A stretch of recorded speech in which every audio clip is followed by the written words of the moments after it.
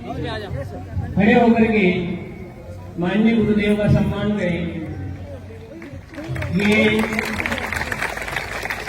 इतना पवित्र दिन कि गुरुदेव की शरण रज हमारे विद्यालय में पहुंची है, जिनकी शरण रज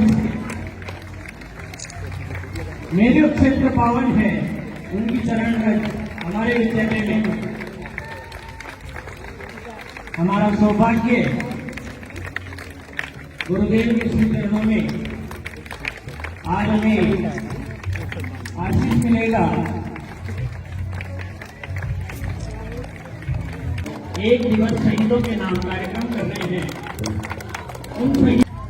इन शहीदों में चंपाकरण पिल्लई, जिन्होंने सर्वप्रथम जय हिंद से संबोधित किया, माननीय गुरुदेव के श्री चरण हमारे विद्यालय में, हमारी पावन संस्था में माननीय गुरुदेव के श्री चरण, इनकी चरण धूले से ये विद्यालय के विचारों को नहीं मार सकते। वे मेरे शरीर को कुचल सकते हैं, लेकिन मेरी आत्मा को नहीं।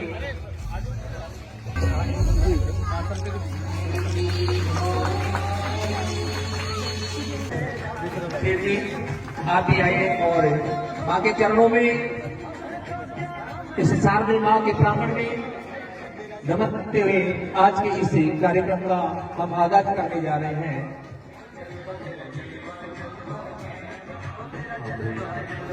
सबसे पहले आपका वंदन प्रभु गणेश, विघ्न हरण करता कहे।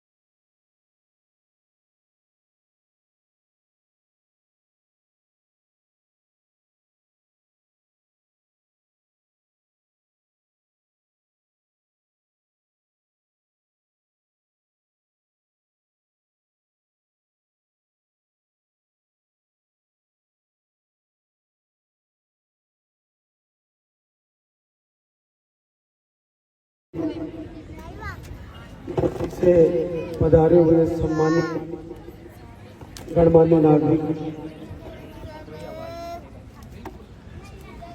सम्मानीय विद्यालय परिवार के शिक्षक गण,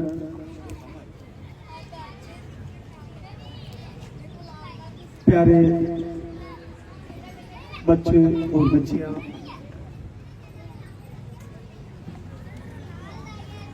जैसा कि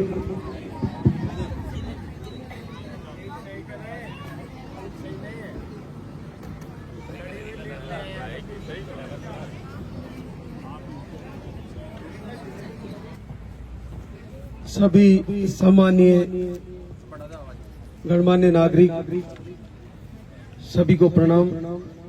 गुरुदेव महाराज श्री हरिदास जी महाराज के श्री चरणों में प्रणाम। सभी शिक्षक गणों को प्रणाम। प्यारे बच्चों और बच्चियों, सभी को बहुत बहुत आशीर्वाद।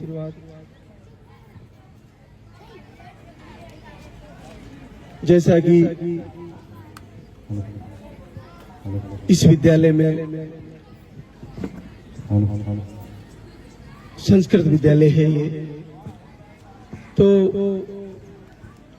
हमारा तो शुरू से ही, जन्म से ही संस्कृत और विशेष हिंदी के प्रति विशेष लगाव था। लेकिन परिस्थितियां कुछ ऐसी रही कि हमें संस्कृत लेट पढ़ने को मिली, 11वीं में, फिर 12वीं में। फिर फर्स्ट ईयर में, लेकिन आप उन बच्चों में से हो, भाग्यशाली हो, जो आज आपको संस्कृत का ये पढ़ने को सब्जेक्ट शुरू से ही मिल रहा है, प्रारंभ से मिल रहा है। मुझे पूर्ण भरोसा है कि आप जो संस्कृत के बच्चे जो यहाँ से शिक्षा प्राप्त करके, विशेष हिंदी के बच्चे जो यहाँ से शिक्षा प्राप्त करके, जब आप जीवन में कहीं न कहीं एक पद पे पहुंचोगे, या आप कोई भी काम भी करोगे, या कोई बिजनेस भी करोगे, या कोई भी कार्य करोगे, तो ये जीवन पर्यंत आपके काम आएगी। ये आपके जीवन को संस्कारित बना देगी। संस्कारित होने के लिए इस सब्जेक्ट का होना जरूरी है। आज हम काफी दूर है हमारी देवीय भाषा से। ये देवताओं की भाषा है संस्कृत, ये वेदों की भाषा है संस्कृत, ये हमारा मातृ जननी है सारी भाषाओं की। संस्कृत का मतलब होता है संस्कारित, संस्कार किया हुआ भाषा। तो मैं शिक्षकों से, गुरुजनों से भी ये आग्रह करूंगा कि आप संस्कृत के साथ संस्कार भी बच्चों को दें। आप इनको दैनिक जीवन में इनकी दिनचर्या ऐसी बनाएं, इनको ऐसे संस्कार दें कि इनको आगे जाके लोग देखें कि वास्तव में ये विद्यार्थी जो आए हैं ये संस्कृत और विशेष हिंदी के विद्यार्थी हैं और बड़े विद्वान हैं। जहाँ विद्वान शब्द का प्रयोग होता है वहाँ संस्कृत का नाम आ ही जाता है। वास्तव में संस्कृत अपने आप में देव भाषा है। तो मैं चाहूंगा कि इस भाषा के द्वारा आप जीवन में आगे गीता पढ़ पाओगे, आप हमारे वेदों का अध्ययन कर पाओगे, आप हमारी जो संस्कारित परंपरा है उसको जान पाओगे, उसको कर पाओगे, उसको समझ पाओगे और जीवन में उतार पाओगे। आने वाले समय में जहां से जैसे हमारा कल्चर बदलता जा रहा है, एक संस्कृत भाषा ही ऐसी है जो हमारी पुरानी परंपरा, हमारे संस्कार उसको लेके वापस पुनर्जीवित कर सकती है। तो इसको हमें महत्व देना चाहिए। और मैं जो मंच के माध्यम से राजनेताओं से भी मैं निवेदन करूंगा कि संस्कृत विद्यालय में जैसे भी आपका बने, जैसे भी आपका लिंक हो, सहयोग करवावे, ज्यादा से ज्यादा मदद करवावे, क्योंकि यहाँ से जो बच्चे पढ़ के आएंगे वो माँ बाप को भी घर जाके फील होगा, महसूस होगा कि आज मेरा बच्चा हमें प्रणाम कर रहा है, चरण छू रहा है, बोलने का तरीका अलग है, उनकी वाणी अलग है, उनका व्यवहार अलग है। आप कितने ही किसी भी सब्जेक्ट को, किसी भी साइंस को पढ़ के आप बहुत बड़े पद पर जा सकते हो, लेकिन अगर संस्कार अगर जीवन में नहीं आए तो आपके कितने ही बड़े पद हो उसका कोई महत्व नहीं है। तो संस्कार सब्जेक्ट संस्कृत से जुड़ा हुआ है और संस्कृत एक ऐसी अद्भुत देवीय भाषा है जो उसी में ऐसे श्लोक हमारे ऋषि मुनियों ने प्रकट किए हैं, हमारे देवताओं ने प्रकट किए हैं, जो आपको खुद को संस्कार देके जाएंगे, आपको जीवन का जीने का तरीका देके जाएंगे। तो मैं गुरुजनों से, सभी से ये भी प्रार्थना करूंगा कि इसी विद्यालय में एक संस्कार नाम का अलग से उस पे लिखा हुआ हो कि एक विद्यालय में एक भवन बने अलग से, जिसके ऊपर केवल संस्कार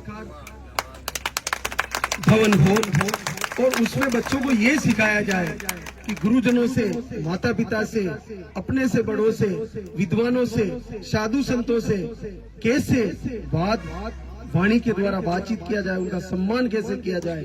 अगर हम कभी जीवन में बड़े पद पे जाए, राजनेता बने, हम कभी बहुत बड़े अधिकारी बने, तो क्या हमें कैसे जीवन जीना चाहिए, कितना सरल स्वभाव होना चाहिए, हमें देवतुल्य जीवन जीना चाहिए। तो ये हमें वो संस्कार जो हमारा 1 घंटा ही पढ़ाया जाए, लेकिन वो होना चाहिए। आने वाले समय में अगर हमारे भगवान श्री की कृपा रही लाल देगी सरकार की, तो हमारा एक लक्ष्य है कि इसी संस्कृत विद्यालय में एक संस्कार का अलग से हमारी तरफ से एक टीचर लगवाएंगे, और आगे भी सामर्थ्य रहा तो एक भवन भी हमारी तरफ से बनवाएंगे, ताकि कम से कम जब हम साधु संत बाजार से कहीं रोड से निकले तो कम से कम संस्कृत वाले तो ये नहीं कहेंगे कि वो जा रहा है पाखंडी, ये नहीं कहेंगे कभी। संस्कृत वाले विद्यार्थी कभी नहीं कहेंगे। ये वही कह सकते हैं जिन्होंने साइंस पढ़ा हो, क्योंकि साइंस में इतना ज्ञान लगता है अपने आप को कि हमारे से ज्यादा ज्ञानी कोई नहीं है। लेकिन जो देव भाषा है संस्कृत, वो वेदों में लिखा है। आप वेदों का खंडन नहीं कर सकते, आप पुराणों का खंडन नहीं कर सकते, आप रामायण महाभारत को नकार नहीं सकते, आप रामचरितमानस को नहीं इग्नोर कर सकते, और किया तो आप कितने ही बड़े पद पे चले जाना, धड़ाम से गिर जाओगे, एकदम से गिर जाओगे। तो मेरा कहने का भाव ये है कि आप चाहे संस्कृत पढ़ के नौकरी ना लगो, लेकिन मेरा अनुभव है ये कि आप यहाँ से जो संस्कार सीख के जाओगे, आप किसी भी सिस्टम में काम कर लेना, निश्चित सक्सेस होगे, आपको कोई नहीं रोक पाएगा। तो समय कम है, तो आने वाले समय में हमारे से जैसी मदद होगी, प्रभु की कृपा रही, तो संस्कृत के लिए, इस विद्यालय के लिए हमारी तरफ से भी सेवाएं मिलेगी। और आप सभी का हमें बुलाया, उसके लिए बहुत बहुत धन्यवाद। सारे बच्चों को और बेटियों को बहुत बहुत आशीर्वाद, धन्यवाद।